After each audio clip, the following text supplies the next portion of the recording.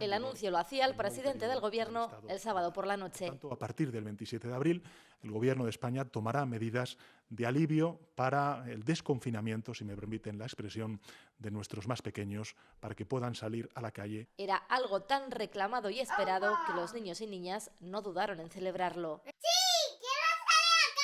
Así podemos tomar el sol y salir a correr al aire libre. También las familias que veían así algo de luz al final del túnel. Creo que les va a venir genial a todos. Pero la alegría duró poco. Ayer martes al mediodía la portavoz del Gobierno de Sánchez decía esto. Estos menores de 14 años podrán acompañar al adulto con el que habitualmente conviven en desplazamientos para ir, por ejemplo, al supermercado, a la farmacia o a las entidades financieras. Y la indignación de las familias se expresó como una cascada de críticas en los grupos de WhatsApp y redes sociales, también en forma de cacerolada.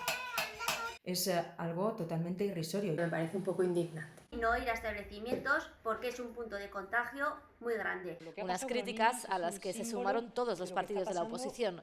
Así que solo unas horas más tarde al Gobierno no le quedaba otra que hacer esto, y lo hizo a través del ministro de Sanidad. Este próximo fin de semana emitiré una orden para que los niños menores de 14 años puedan dar paseos.